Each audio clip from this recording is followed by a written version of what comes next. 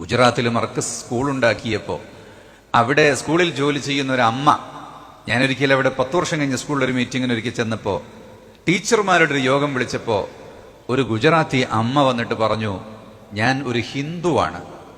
ഞങ്ങളുടെ നാട്ടിൽ ഹിന്ദുക്കൾ വേറെ സ്ട്രീറ്റിലും മുസ്ലിങ്ങൾ വേറെയാണ് താമസിക്കുക. പരസ്പരം മിക്കവാറും വിഷയങ്ങളിലൊന്നും കണ്ടുമുട്ടലും ബന്ധപ്പെടലും ഒന്നുമില്ല. ഞാൻ റിട്ടയർ ആയതിനു ശേഷം ജോലിയൊന്നുമില്ല. ഈ സ്കൂളിന്റെ പരസ്യം വന്നപ്പോൾ എന്തായാലും ഒന്ന് പോയി നോക്കാം എന്ന് കരുതി. മുസ്ലിങ്ങളുടെ സ്കൂളിൽ ജോലി കിട്ടും എന്നെനിക്കൊരു പ്രതീക്ഷയൊന്നുമില്ല.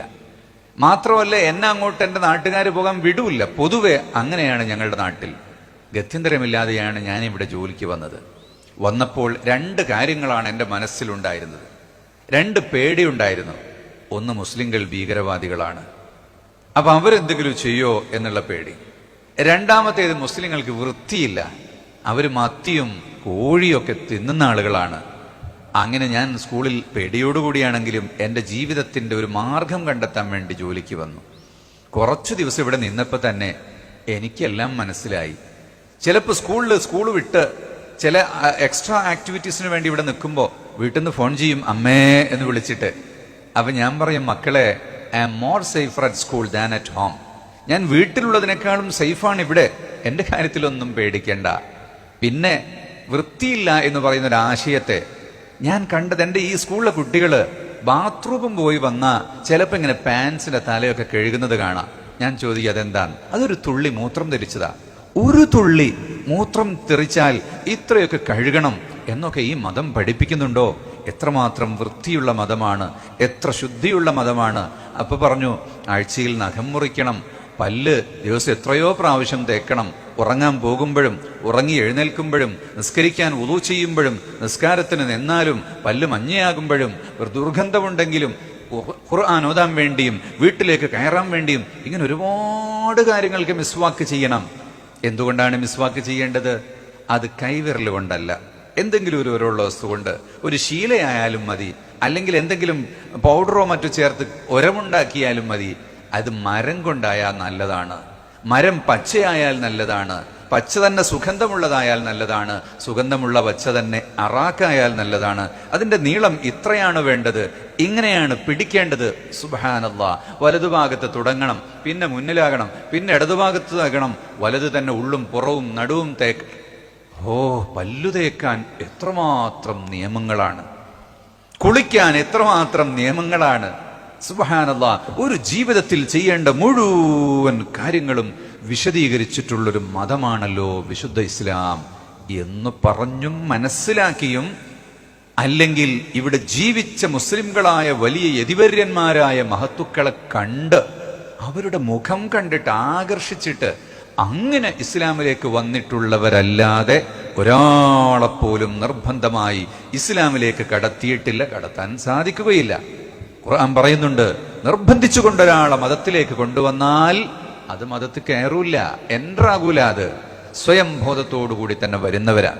അതുകൊണ്ടാണ് അഹ്ലുസുന്നത്തി വൽ ജമാഅത്തിന്റെ അഇമ്മത്തുകൾ, സയ്യിദന്മാർ, നേതാക്കന്മാർ, അവരുടെയൊക്കെ ജീവിതത്തിന് അവരുടെ കൂടെ എപ്പോഴും മറ്റു മതക്കാരുണ്ടാകും. അവരുടെ കൂടെ സെക്രട്ടറിമാരായിട്ടുണ്ടാകും, മന്ത്രിമാരായിട്ടുണ്ടാകും, കാര്യസ്ഥന്മാരായിട്ടുണ്ടാകും.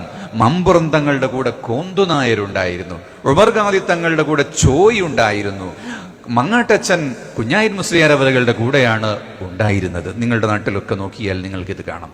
ഈ ബന്ധങ്ങൾ പരസ്പരമാണ്. കണ്ണൂരിലെ അറക്കലും ചിറക്കലും പറയുന്ന കഥ അതാണ്. അതുകൊണ്ട് തന്നെ വള്ളി ഉണ്ടാക്കുമ്പോൾ പരിസരത്തെ ഹിന്ദുക്കൾക്കൊക്കെ എന്തെങ്കിലും ഒന്ന് പള്ളിയിലേക്ക് കൊടുക്കണം. ചിലർ പായ കൊടുക്കും, ചിലർ വിളക്ക് കൊടുക്കും. അങ്ങനെയൊക്കെയായിരുന്നു പഴയ കാലത്ത്. ഇപ്പം അതിൻ്റെ ആവശ്യമില്ല. ഇന്നലെ എൻ്റെ അടുത്ത് ആരോ പറഞ്ഞു, ലക്ഷദ്വീപില് ഉള്ള ആൾ, ബറാത്തരാൻ്റെ അന്ന് പള്ളിയിലേക്ക് നെയ്യ് കൊടുക്കുന്നൊരു സിസ്റ്റം ഉണ്ട് നമ്മുടെ നാട്ടിൽ നിന്ന്. അതെന്തിനാ വെച്ചാൽ നെയ്യ് വിളക്ക് കത്തിക്കാൻ വേണ്ടിയാ. മണ്ണെണ്ണ കത്തിച്ചാൽ പുക പിടിക്കല്ലോ. അപ്പം നെയ്യുള്ള കാലത്ത് അവിടുത്തെ തേങ്ങൻ്റെ നെയ്യായിരിക്കും ദ്വീപില്.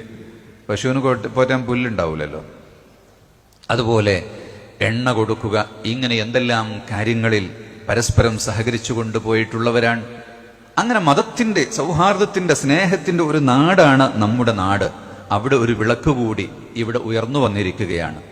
എൻ്റെ ഒരു മാഷുണ്ടായിരുന്നു കുന്നമംഗലത്ത്, പെരേക്കുട്ടി മാഷ്. ഞങ്ങളുടെ സ്കൂളിലെ അസിസ്റ്റന്റ് ഹെഡ് മാഷായിരുന്നു, പിന്നെ മെയിൻ ഹെഡ് മാഷായി.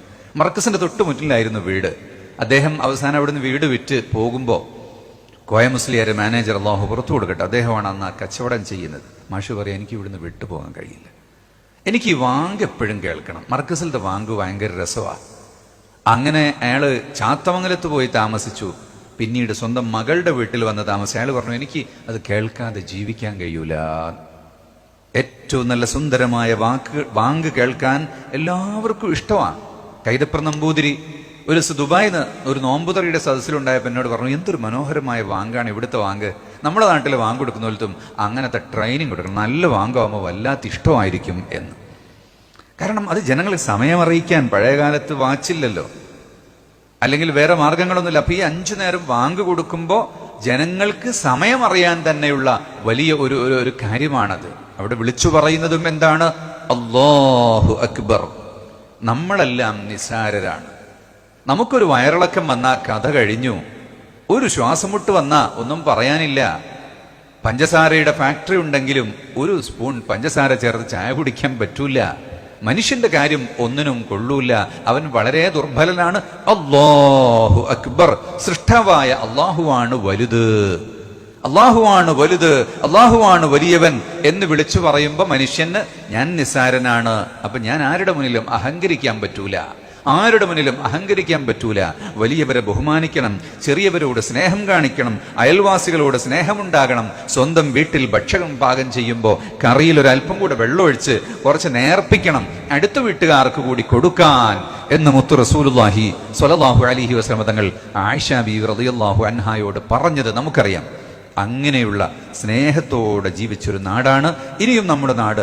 അങ്ങനെ തന്നെ ജീവിക്കും. അതിന്റെ വലിയ അടയാളങ്ങൾ ഈ മസ്ജിദ് ഉണ്ടാക്കിയപ്പോഴും ഇവിടെ ഉണ്ടായെന്ന് സംഘാടകര് അസീസ് സാഹിബും സുബൈർ സാഹിബും ഒക്കെ എന്നോട് പറഞ്ഞു. മാഷാ അല്ലാഹ്, ഇതിന്റെ തുടക്കം മുതലേ അഡ്വക്കേറ്റ് തൻവീർ സാഹിബിന്റെ ഒരു പ്രേരണ കാരണം എനിക്കിതിൽ വല്ലാതെ ഭാഗവാക്കാകാൻ വേണ്ടി സാധിച്ചു. ഇതിന്റെ ഓരോ ഘട്ടങ്ങളിലും അവരെന്നോട് ഓരോ കാര്യങ്ങളും സംസാരിച്ചിട്ടുണ്ട്.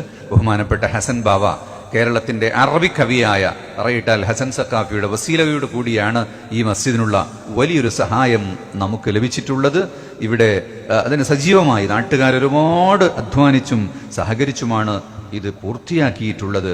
സുബൈർക്കയും അസീസ്കയും അതുപോലെ കുഞ്ഞാവുളക്ക ഇപ്പൊ പള്ളിയിൽ വെച്ച് വഖഫ് ചെയ്യാൻ വേണ്ടി മൂപ്പരെ വിളിച്ചപ്പോൾ മൂപ്പര് വേറെന്തോ പള്ളിന്റെ മുകളിൽ നന്നാക്കാൻ വേണ്ടി പോയത്. അത്രയും സജീവമായി പ്രവർത്തിക്കുന്ന ആളുകൾ. ഖാസിം സാഹിബ് ഇപ്പോൾ ഹയാത്തുള്ള ആള് അല്ലാത്ത ഒരു മരിച്ചുപോയ ഖാസിം സാഹിബ്, അള്ളാഹു അവരുടെ ഖബർ അള്ളാഹു സ്വർഗ്ഗതോപ്പാക്കി കൊടുക്കട്ടെ എന്ന് ഞാൻ ദുആ ചെയ്യുകയാണ്. അതുപോലെ ഒരുപാട് കാരണവന്മാരും ചെറുപ്പക്കാരും കുട്ടികളും എല്ലാവരും ഇതിനു വേണ്ടി അധ്വാനിച്ചിട്ടുണ്ട്. മഹാനായ അലി ഫഖീഹ് തങ്ങളവറുകളുടെ ആ ആത്മീയ നേതൃത്വമാണ് യഥാർത്ഥത്തിൽ ഈ നാടിന് വെളിച്ചം. അള്ളാഹുക്ക് ആരോഗ്യമുള്ള ദീർഘായുസ് നൽകി അനുഗ്രഹിക്കുമാറാവട്ടെ എന്ന് ഞാൻ ദുആ ചെയ്യുകയാണ്.